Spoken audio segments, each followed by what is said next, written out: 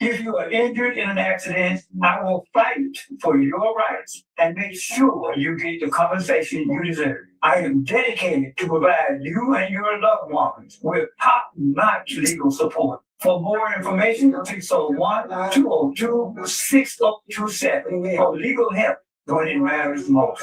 Again, that's 601-202-6027. Ali Shamsuddin, attorney at law, a proud underwriter of WMPR 911.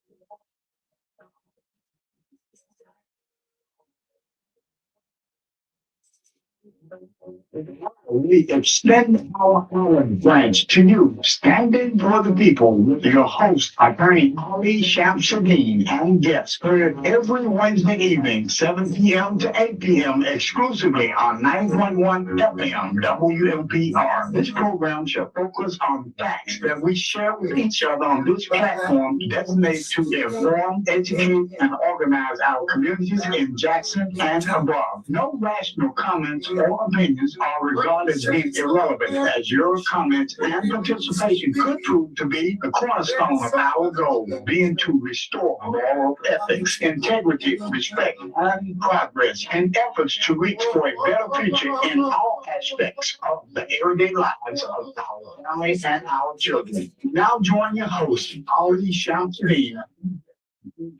Standing for the people here together.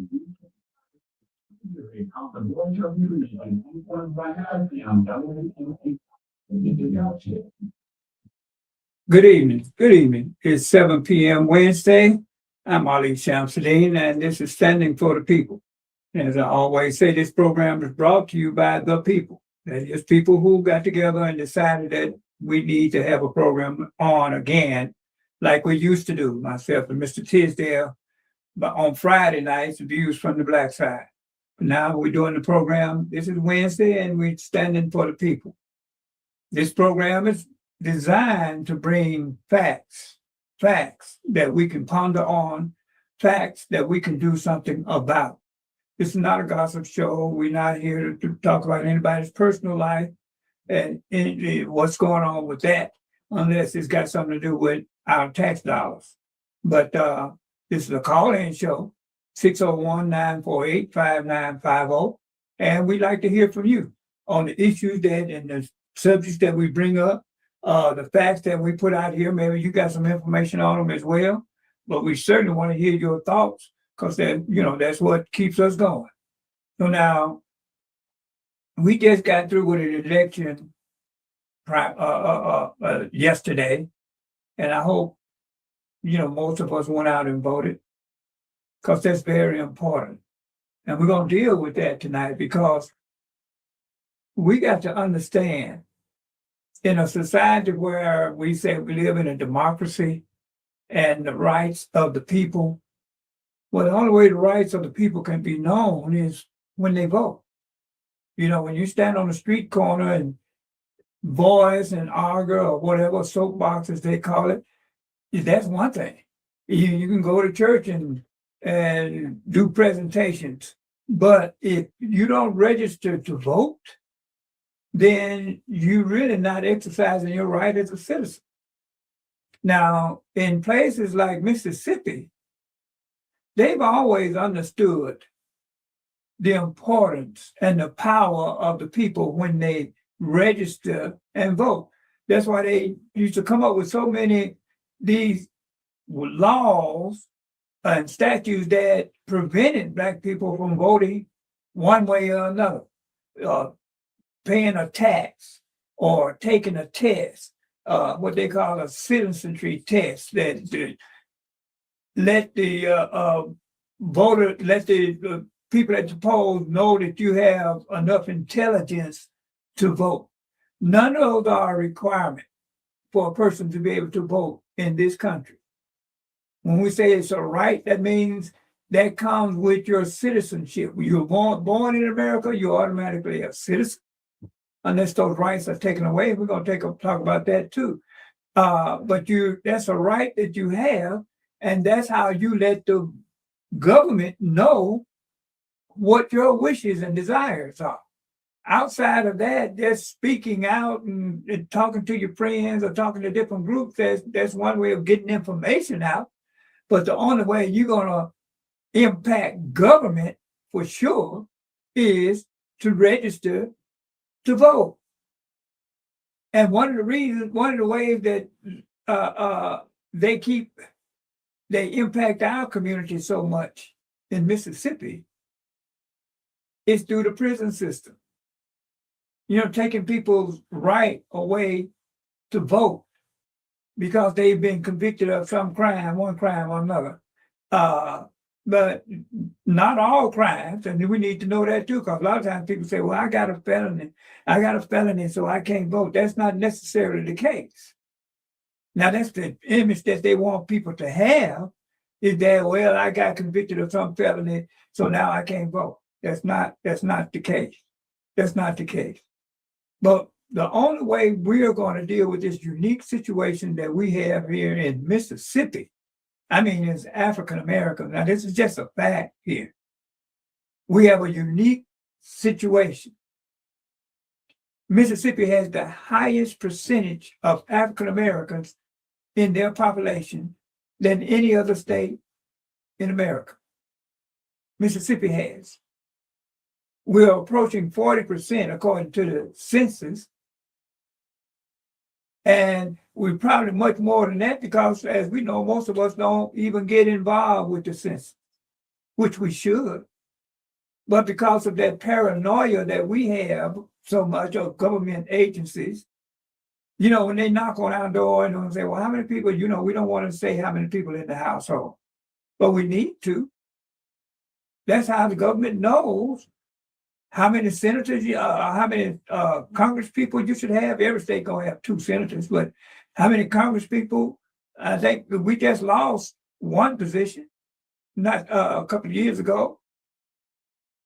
But that's how the government knows how many citizens it has to take care of. But it's very important that we understand that that's the way we impact government. And those who've been in the powers that be and the status quo, they really understand that. The major effort of the White Citizens Council, the Ku Klux Klan back in the 30s and the 40s was to put the type of pressure on the Black community that would mandate, scare, I'll just use that term, scare and intimidate Black people to move out of the state. Because we got to realize Mississippi was a slave state. And by the way, most of us don't realize Mississippi just ratified the 13th Amendment that abolished slavery in 2013. I didn't say 1913. I said 2013. Up until 2013, according to the law in Mississippi, they could still own slaves. Let you think about that. If the status quo realized that we as African Americans would register and vote, they'd have a much different attitude. Those who want to be in government would. Because they know they couldn't come out and offend us and stay in office. But right now, they historically have not been so concerned about it because they know we don't vote. They kept us from voting one way or another. But then with the Voting Rights Act, with Trump, them trying to do away with, and the Charlie Kirk and those type of mindsets, trying to do away with. But when, as a result of our understanding that to be a citizen, to exercise your right as a citizen, voting is an integral part of it. That's how you have your say in government, because government is supposed to represent the people, right? But they want to put these type of slogans out in our community that, well, don't voting don't really matter. It's going to be the same no matter what. But here we are in Mississippi in a position that we could control state elections. Yeah, you have to say something. How you do? Hey, you don't have to be 60% of the population to determine who go in office and who don't. They know that. They don't want us to understand that. We won't have statewide elected officials making jokes about the black community in Mississippi if we voted. We won't have statewide elected officials. Here we have standard bearer. Reverend Jesse Jackson just passed. State elected officials act like nothing happened. There's some idiot like Charlie Kirk get what he was asking for. It was okay. He said, well, other people, well, we should expect other people to get killed. Well, what about you, Charlie Kirk? Then they said, well, he was a family man. What, Jesse Jackson was a family man, if you just want to use that criteria. But we would have statewide elected officials showing such disrespect for us as an African American community if they knew we voted. They wouldn't do it. Person want to be a senator, they understand, hey, I can't offend the black community, they vote. But person want to be governor, whoever, they would understand I can't offend the black community because they vote. Our state legislature up there would be hemming and hawing and dealing around. Here it is 200 years after the Emancipation Proclamation, and they just ratified the 13th Amendment, 2013. They wouldn't do that. So that's the importance of this, us registering to vote. And one of the efforts they're still using is incarcerating, particularly our children. Getting them out of the voting pool, sometimes even before they reach 18.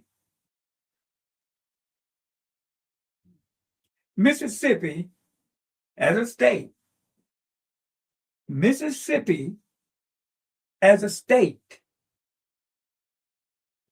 has more people in prison, percentage-wise,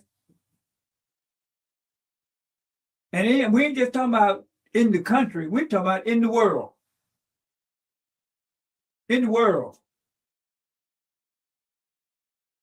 Now you think about that. Mississippi has one of the highest incarceration rates in the world. Mississippi. So we ain't just talking about the country. And when I say, the whole world is watching, so here's this information that you can just Google and find out that the whole world say, now you look at Mississippi, and they got the highest percentage of people going to prison than anywhere else in the world. Think about that. Then added to that, here we are, they say 38% of the population and 68% of the people in prison, African American, in Mississippi.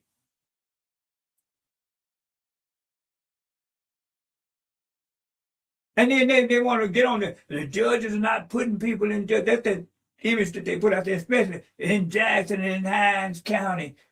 They ain't putting enough people. They mean putting enough black people in jail. That's what they mean in prison. Here we got the highest percentage of people incarcerated, percentage-wise, for the population in our state than anywhere else in the world. And then we're talking about our youth, our children between the ages of 18 and 30. And why is that effort? One, prisons becoming privatized, money-making industry. And two, taking people's rights to vote away. So these things don't happen in a vacuum. They don't happen in a vacuum. There's an effort and a reason behind these situations. Now you say they want the world to think that we as a people are just so much more criminal minded. They didn't even know we are over a third of the population. We 2/3 of the prison population. That's the image that they want to give to the world. And that's why I keep saying, all these things are connected that we need to think about. That's why when I started talking about our school system,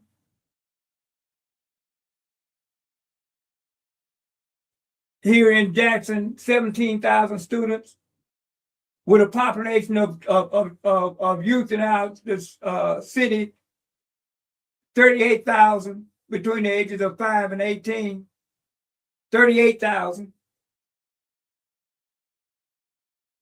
And our public schools, 17,000.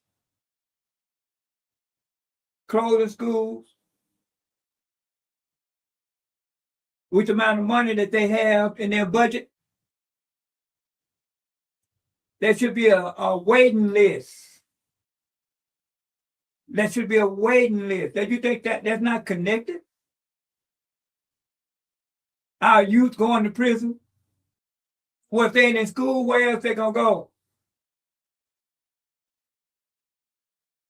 If the effort is not to really encourage them to go to school, where else they gonna do? What else they gonna do but learn from the streets? They want to give this image that we and our children are just so bad that they are destined to go to prison. And as I say, you go to any of these fast foods around here, these restaurants, any of them, and take a note of who's serving you your food, who behind that counter, who working in these restaurants. Our children. I mean, you can go anywhere, Madison, Pearl, wherever. Go to Popeyes and see how many white folks you see cooking the food and serving it. Now, you might see the white manager.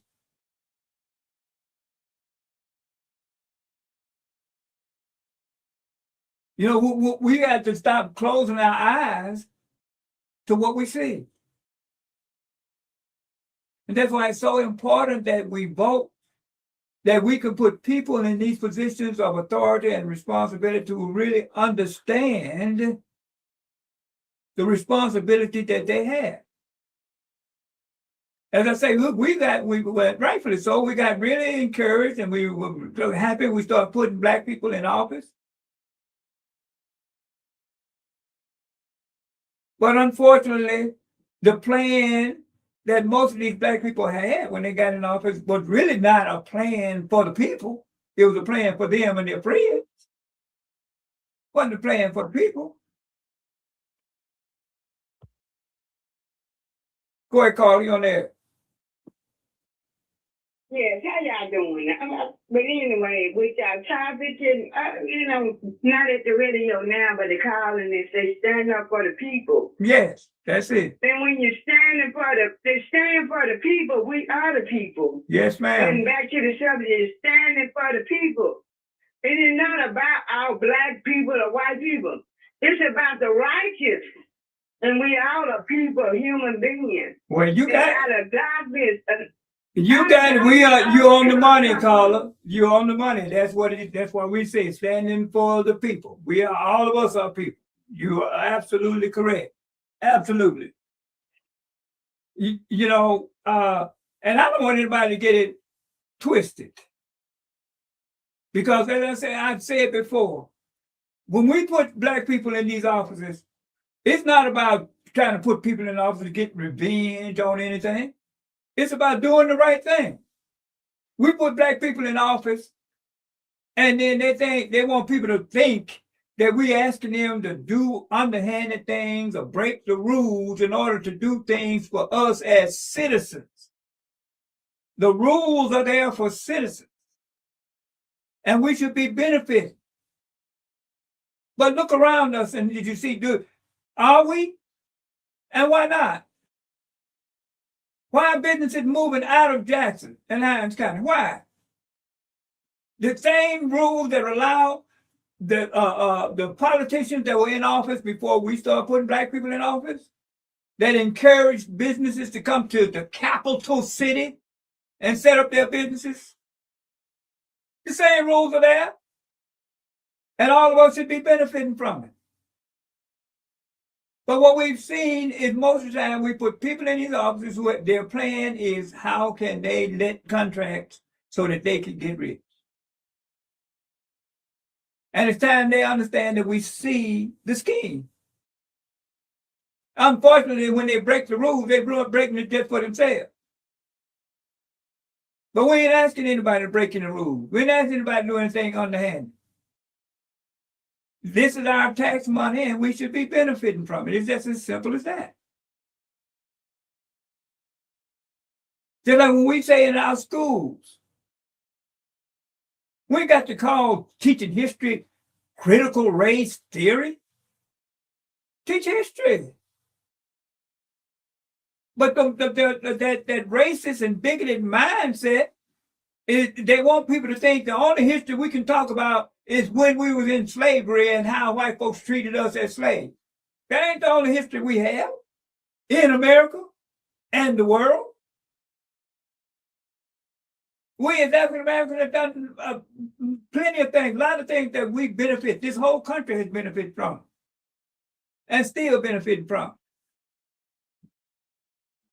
But they want the world to think that when we teach history, the history of, we don't even have to say the history of Black America. We just say the history of America and who contributed.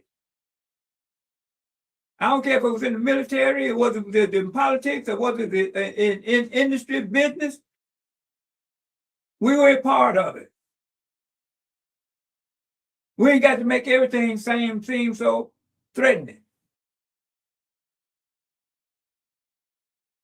But it's very important that we as a people understand the way we exercise our rights as citizens is we register and we vote. That's how we exercise our rights as citizens.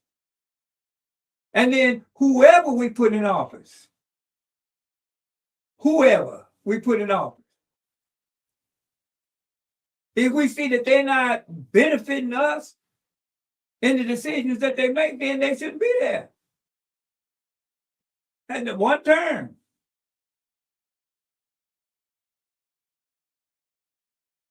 But we passed the stage now. We're just getting happy because we got a black face in a position. That's why I talk about we put people down there, the mayor's office, we put people down there in the city council, we put people down there, board of supervisors, the school board, superintendent.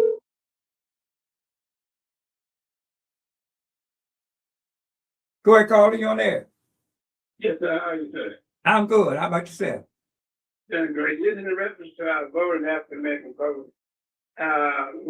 We can't elect anybody statewide African American in Alabama, Georgia, Mississippi. Maybe Georgia, but not Mississippi. And what I think we should do, all of us have our ideas of what we should do in order to get.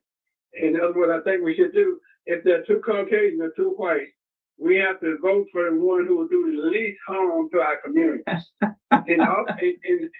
Well, you're making a point there, brother. Go ahead. I'm listening. In Alabama and Mississippi, again, usually the one who will do the most harm or try to keep black under control, in other words, not allowing them to be successful. That's what happened in these two states in Mississippi and Mississippi and Florida, those kinds of states. So what we have to do is we have to be quiet if there are two Caucasians running. And then when we go out and vote, we just vote for the one, as I said, will do the least harm to our community, because you're not going to get very much help from neither in southern states. African Americans just not going to get a fair share from Europeans in southern states. The only one, maybe Kentucky. Well, that's just a fact. So what we have to be shrewd, because they're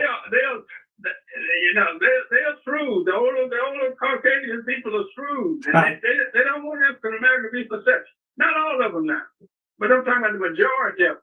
Well, that's obvious. That's obvious. And that's a strategy. You putting out a strategy there, brother, that we really have to pay attention to.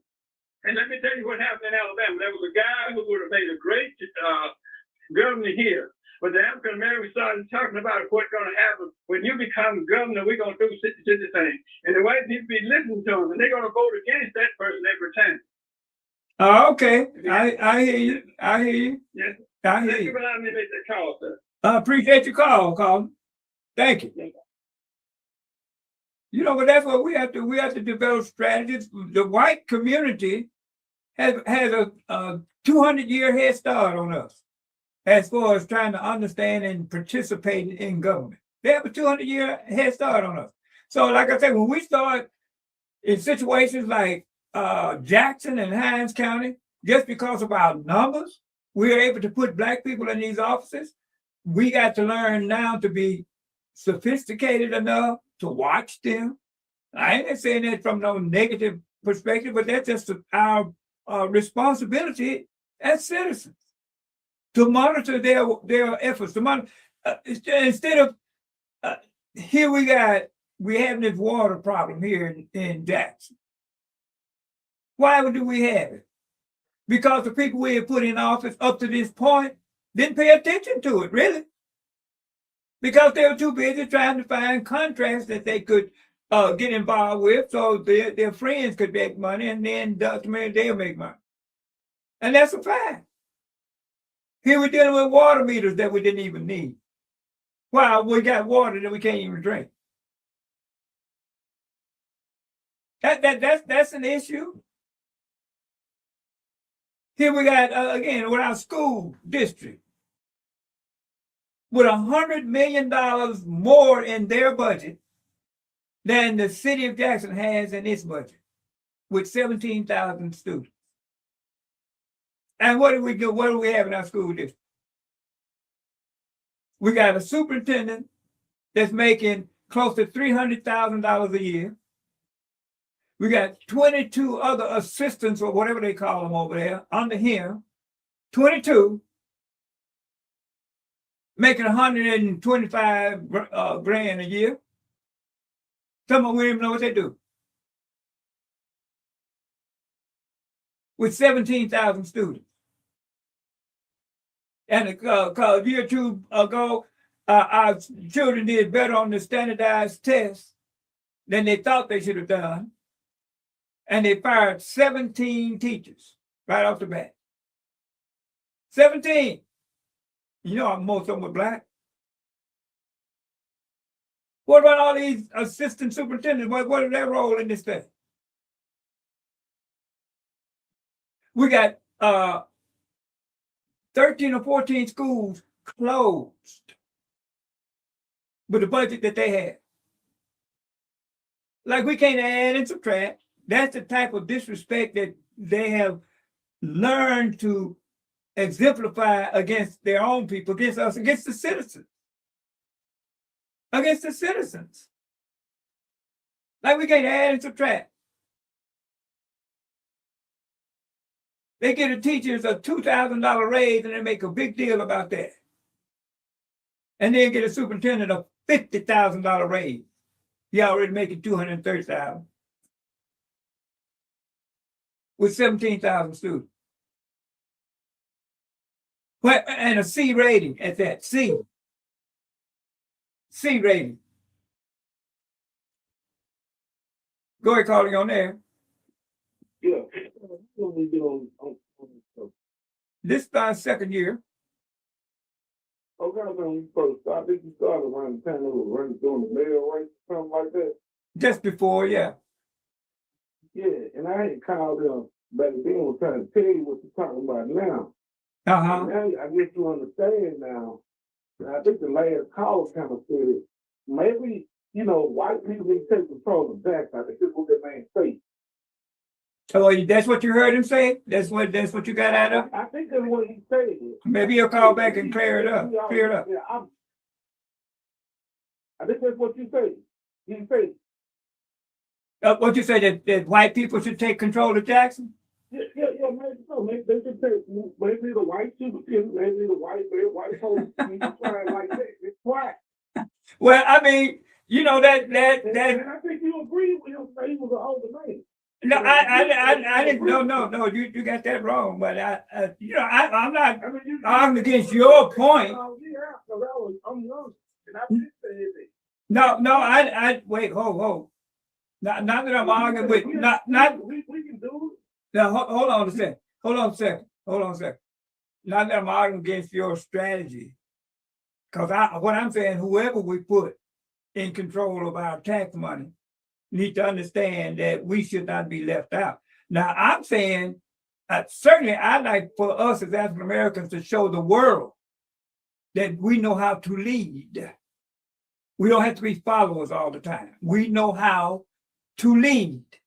But if we keep putting the wrong people in these positions, then we're going to get what we've been getting. That's where I'm coming from.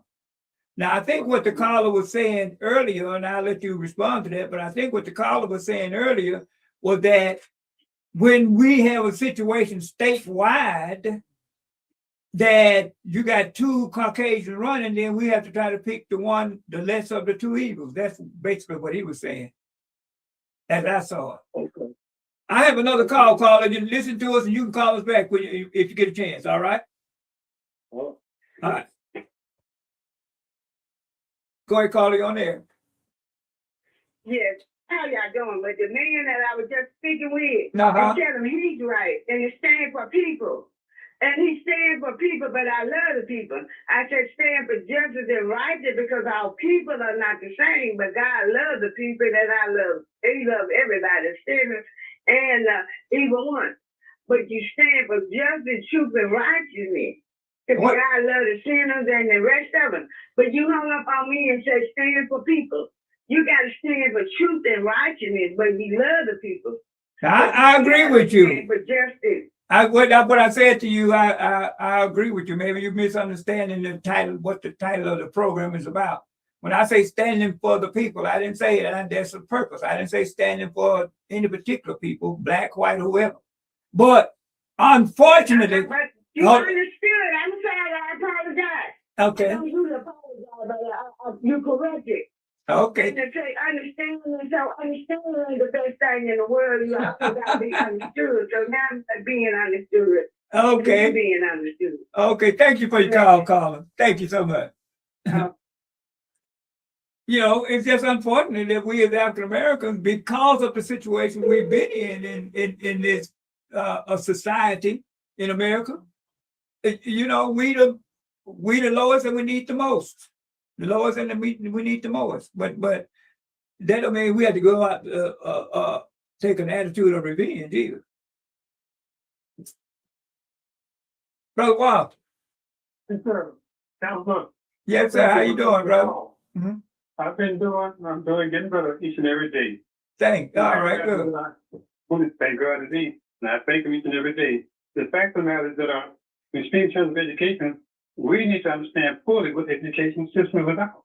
Yeah. It is educate to enlighten, but sometimes people who are in control, they can use it to indoctrinate.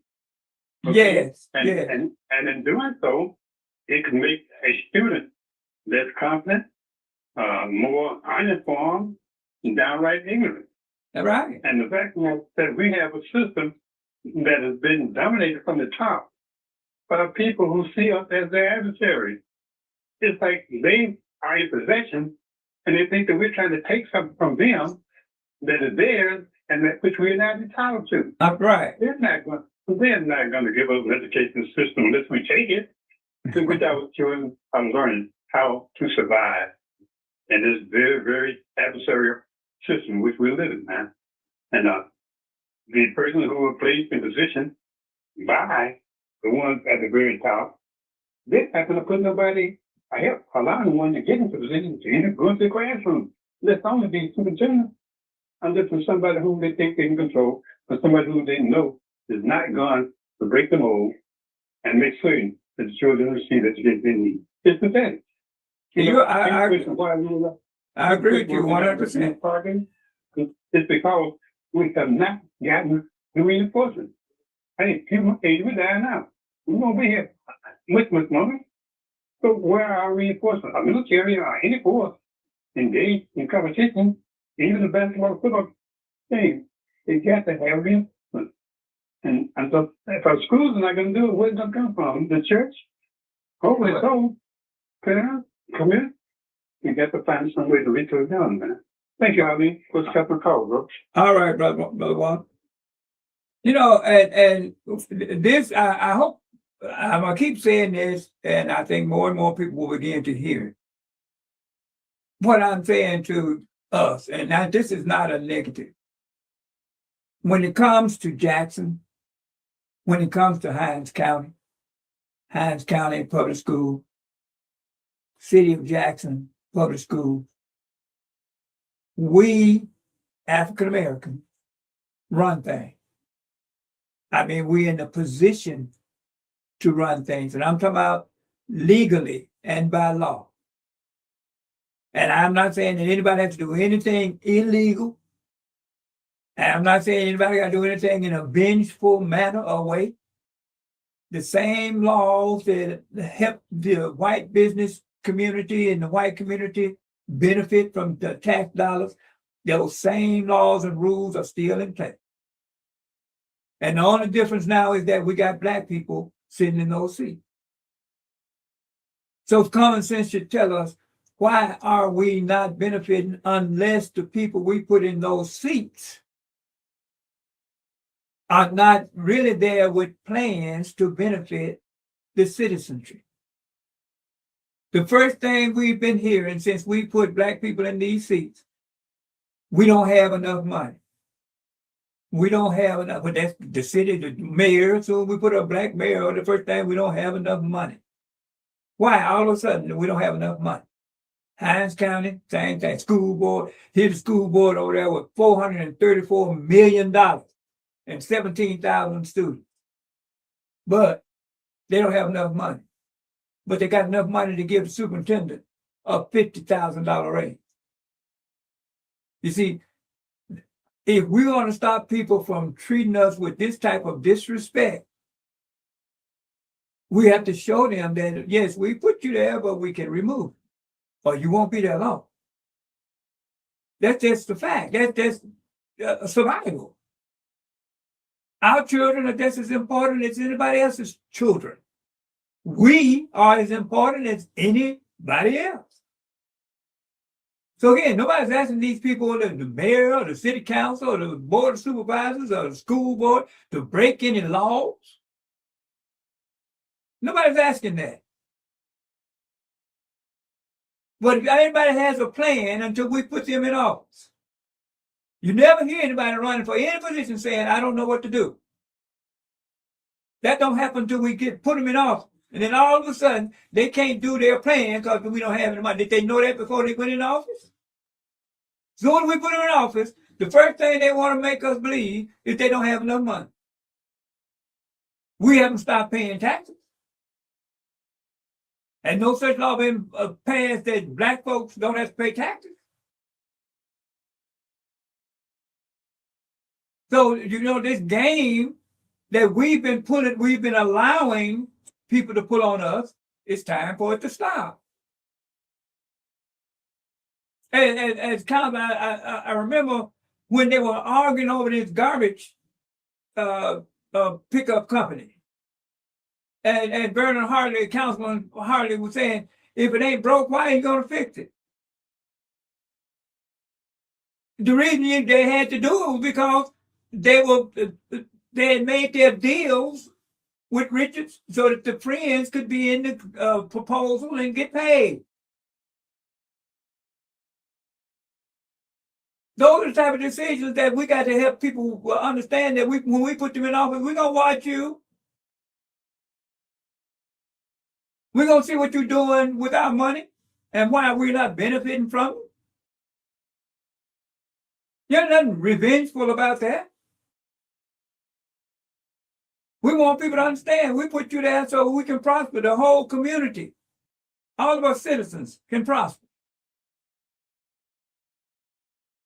But it's time out, as soon as we put people in office in a position that they're in control of our tax dollars, then they want to tell us ain't no money.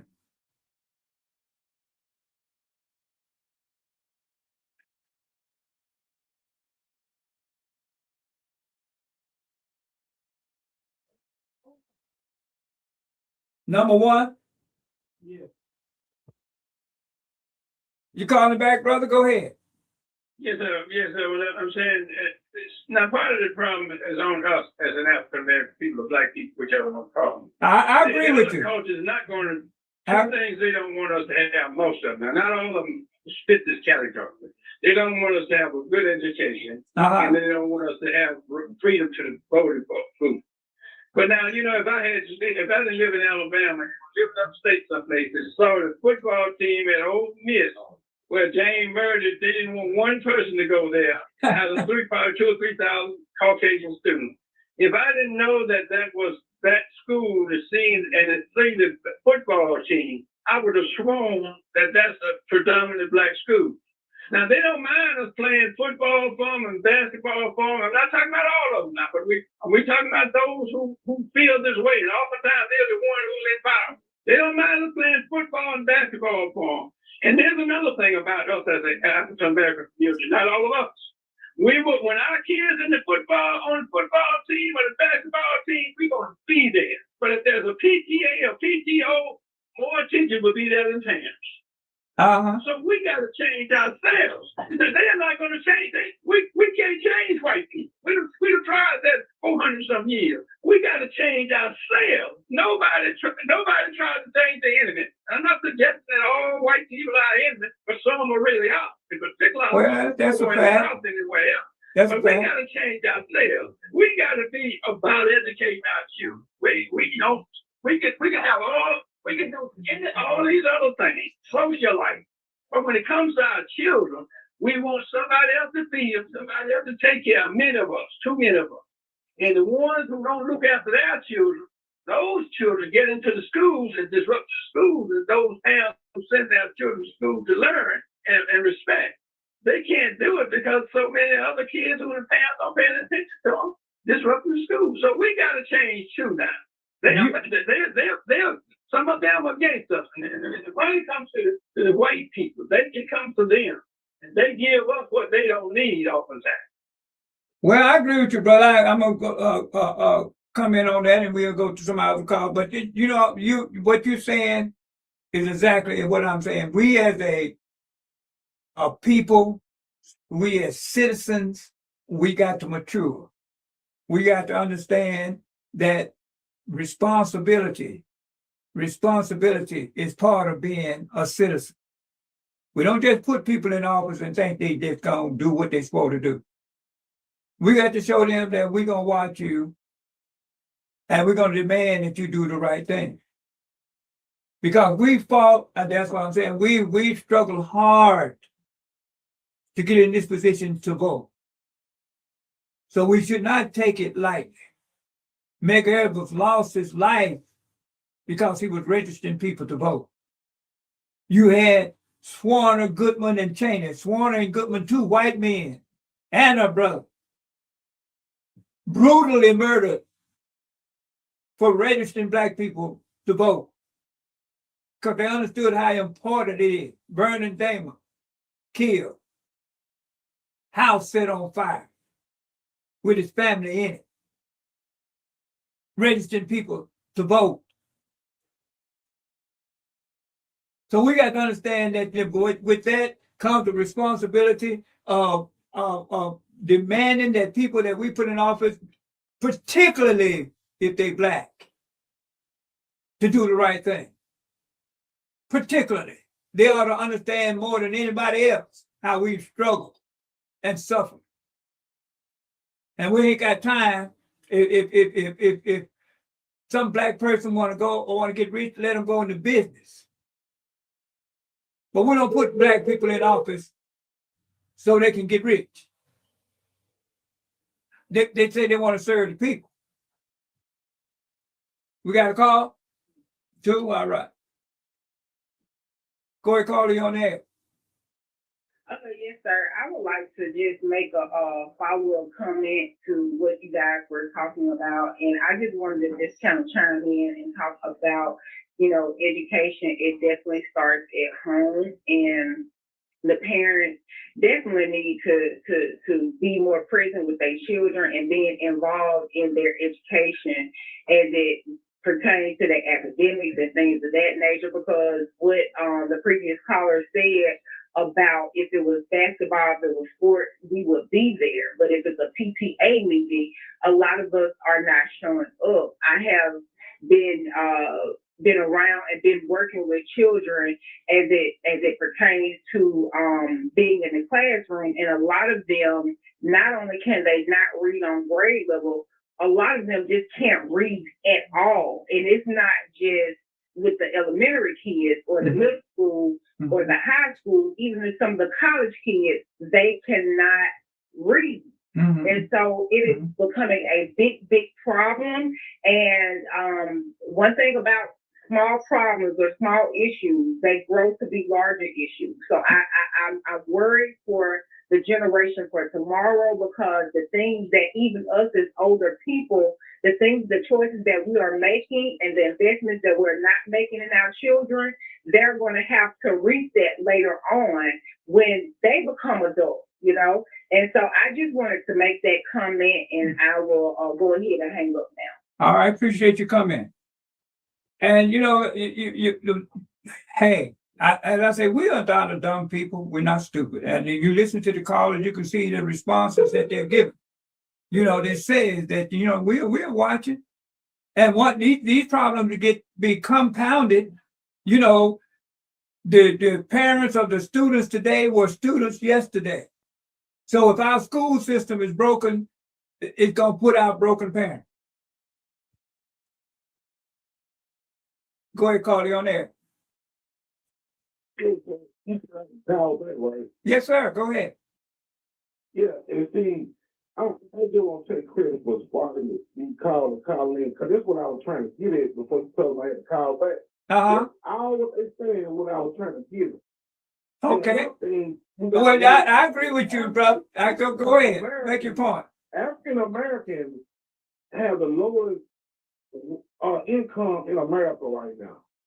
We're on the bottom of income earnings right now in America. Dr. Boyce Watkins, he talking about financial money. He's talking about that right now. How African Americans have the lowest income out of all the different races in America right now. And there's been that way for a long time. Let me tell you, sir. Go ahead. Coupled with all the problems that y'all talking about that we do have exact. We also got low income, sir. Oh, wait, that's a fact. That's a fact. Appreciate your call, brother. I gotta let some of these other people get there. I want to get sick. And when can they get sick? Good question, brother. Good question.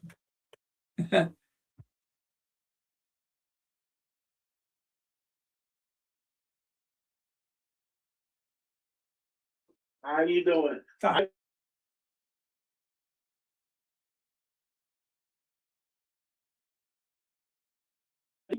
Jesse Jackson made a statement a long time ago, and it's true. And that's what happened with me.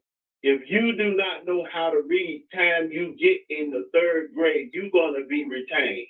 And then when you get into about the fourth grade, I say the sixth and seventh, you're going to eventually drop out because school is going to be too hard for you. And it used to be a thing that I came out of the exceptional education department. That was special education, not shame of that.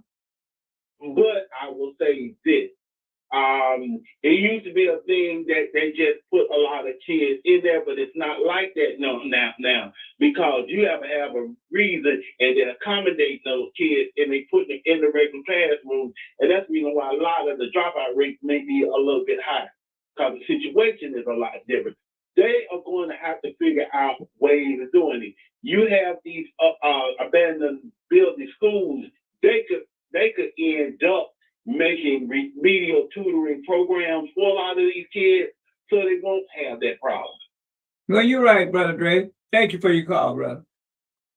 You know, one thing, I love getting the calls because, I don't think there's no one answer to fix the situation that we have, but it's good to see that we are observing. That's the number one. That's the first thing we got to do is observe and pay attention. But when we start talking about the schools is the anchor of any community. Schools ain't just there for the children who come there every day. The schools are there to have programs to encourage the parents to get involved with the students. It's the anchor of the community. But when when we got integration going on, unfortunately, let somebody here call and say things didn't go south. Let somebody call in and say that it didn't happen. Unfortunately, when we had the segregated schools, our teachers were more involved, and the principal was more involved, and the community was more involved. And I ain't saying we need no segregated schools. I'm saying that we need the mentality that they had then. But we become in charge of these situations, and all the people that we put over there are concerned about is how they individually and their friends can get rich. Now that's a problem. That's a problem. The parents of the students in the school now were the students yesterday. They were the students yesterday, and if the school didn't teach them nothing, how you expect the parents to know anything? If the school didn't teach them how to be good citizens, how are they gonna be good citizens? But we got a school system here with the amount of money they making. There should be a waiting list to get in Jackson Public School. But it ain't. That's a fact. You think our schools just because the kids are inherently stupid? Or the kids are just inherently bad? Or all the parents are just not involved? We have to take the blame for something. We have to take the right blame, though. We just don't blanket ourselves with the problem is us. That's why I'm trying to get out here to us. We're not dumb. We're not stupid. We've been ignorant because nobody taught us anything. And then we got complacent, as my friend Randy Wildman Brown said, and we can't afford that. We can't afford that. Have you ever asked these people when we put them in office, how come all of a sudden the city is broke?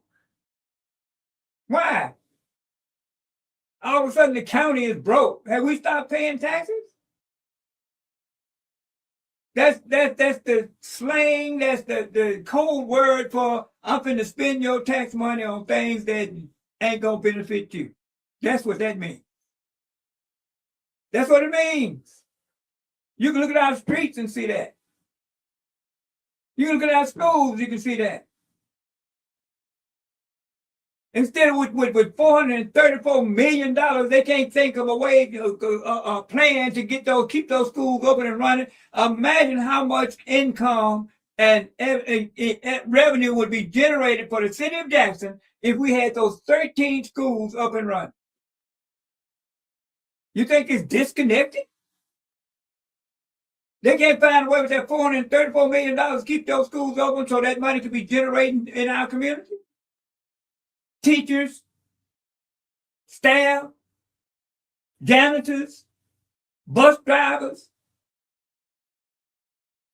Just thinking about the money that would be generated for Jackson if those schools were up and running. But we'll pay these people to siphon our money off to where it shouldn't be going. I mean, that's obvious now. We've seen enough of it over the 30 years now almost that we've been running things. We are the government. I'm telling you that. The mayor is black. The majority of the city council is black. All 5 members on the board of supervisors are black. Black superintendent of schools. 5 members over there on the school board are black. The schools are 97% black when it comes to students. We run things. We're in charge. Now that's the fact.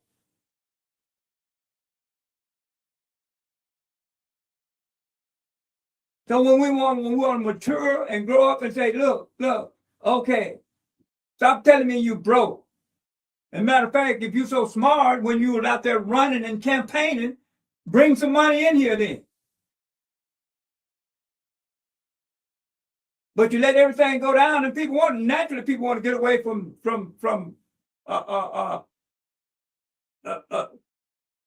filth. That's just human nature. You can't keep our streets fixed. Do you think people want to drive them down there? They're gonna move somewhere else. You ain't got enough police on the street. People gonna move somewhere else.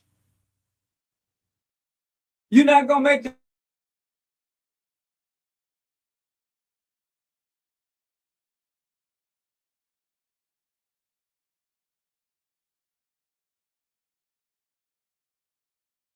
Ain't nothing superstitious or spooky about that.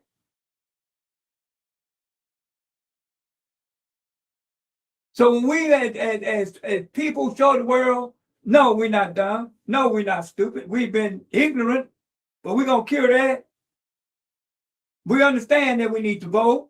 We got to register to vote. We understand, we're getting to understand that. But not only that, when we put people in office, no matter what color they are, they're gonna stop insulting us as soon as they get in office. We broke. They're gonna stop it, because they ain't gonna be that long with that.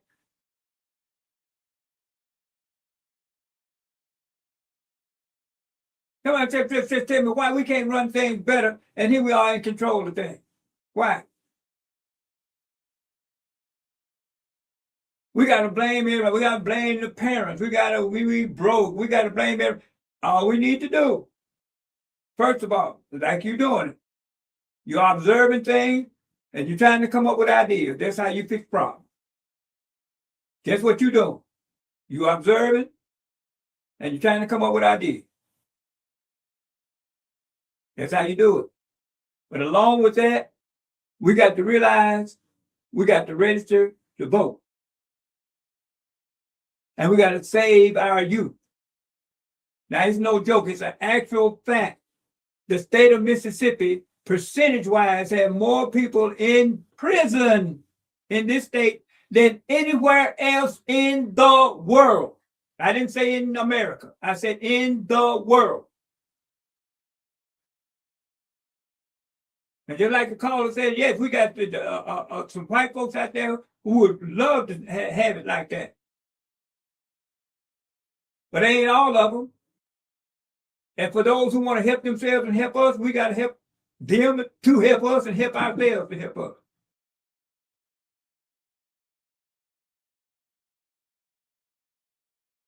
And stop going along with the okie doke. So when you call in, you say, yeah, I think we need, that's, hey, you're observing, you're trying to come up with solutions. That's how you fix the problem. That's how you fix it.